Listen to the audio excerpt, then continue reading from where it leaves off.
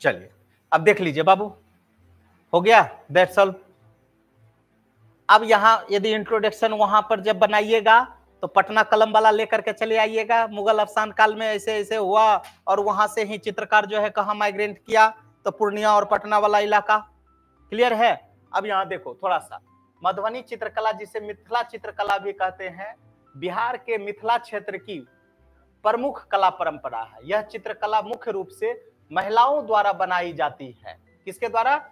महिलाओं के द्वारा। इसमें प्राकृतिक रंगों का उपयोग किया जाता है। इस कला का आरंभ 1960 में मधुबनी जिले के एक साध्वी स्वर्गीय महासुंदरी देवी के साथ हुआ, जिन्होंने रंगीन चित्रकला का परिचय दिया।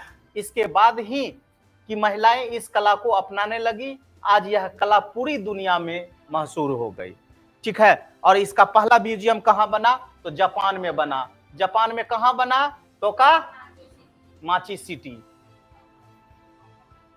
क्लियर? जापान का राजधानी कोबी। जापान का मुद्रा, ठीक है। जापान किस नदी के किनारे है? समुद्र किनारे है। देख रहा है ना विनोद? जापान में क्या गो द्वीप है? जापान में क्या गो द्वीप है? बहुत द्वीप है। उसमें 4 द्वीप है। 1 द्वीप, 2 द्वीप, 3 द्वीप, 4 द्वीप। ठीक है ना? हाय हाय शरम कर, ठीक है ना?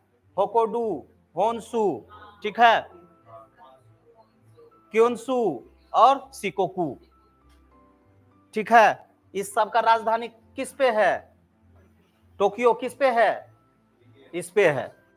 बात समझ में आया? हिरोशिमा और नागासाकी कहाँ है? यहाँ है। ठीक है? थोड़ा सा जापान आया ना तो जापान को पूरा खंगाल दो। ठीक है ना? ये हुआ। चलिए आगे बढ़े, तो बढ़ाएंगे इसको। जो है यहाँ पे एक जल संधि मिलेगा, यहाँ जल संधि मिलेगा, यहाँ एक चैनल मिलेगा। ठीक है? नागासाकी हिरोशिमा पे कब बम गिराया गया था? डेट के साथ 6 और 9 अगस्त को। ठीक है ना? तुम अप्रैल जा रहा है? हम कितना बार बोले हैं, तुम लोग बीपीएससी के ऊपर न एहसान कर देगा कि फॉर्म भर के, कि भागलपुर का लड़का पहली बार जो है बीपीएससी का फॉर्म भरा है। चल, इस तरीके से तुम्हारा टोटल चीज जो है खत्म हो गया। हाँ, और यहाँ पे देख लो, श्रमदान द्वारा स्वरूप दिए गए इस अद्भुत कलाकृतियों को विदेशी पर्यटकों और सेनानियों द्वारा खूब पसंद किया जा रहा है। मधुबनी चित्रकला की विशेषताओं की यह बात है कि इसमें लकड़ी के टुकड़ों पर बनाए जाते हैं। मुख्य रूप से खुदाई की जाने वाले रंगों में सामंजस्य लाल, हरा, नीला और काला होते हैं, और इस कला की विशेषता प्रदान करता है। ठीक है? इसको भी लिख लो।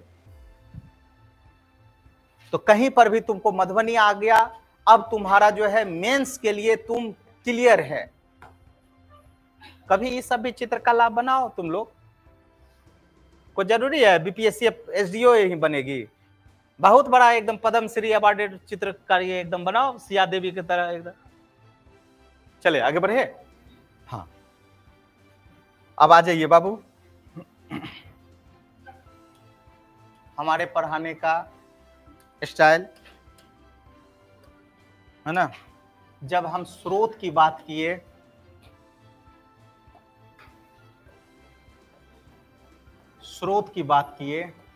ठीक है, तो इस स्रोत को हम लोग 2 भागों में डिवाइडिंग किए। एक पुरातत्व, ठीक है, और दूसरा साहित्यिक। ठीक है? साहित्यिक। पुरातत्व में हम लोग किसको किसको देखे? अभिलेख देखे, मुद्रा देखे, स्थापत्य कला देखे। ठीक है? इस स्थापत्य कला में हम लोग क्या क्या देखे? चित्रकला देखे, ठीक है, स्तूप देखे,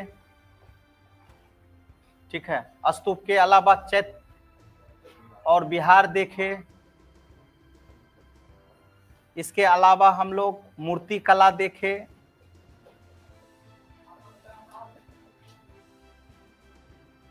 तो वो लड़का कहाँ रहता है समझो, ठीक है।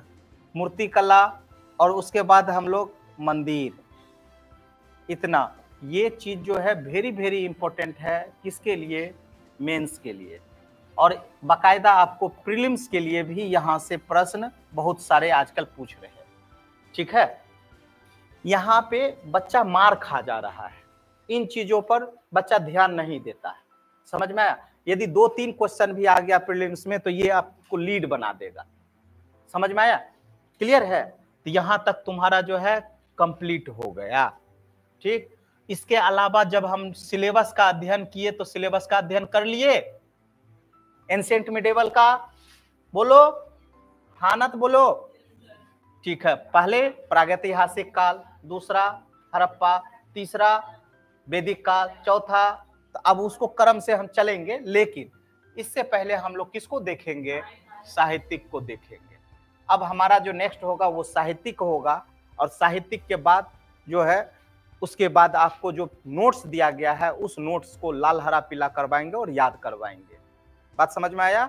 और नहीं याद किया तो दे डंडा।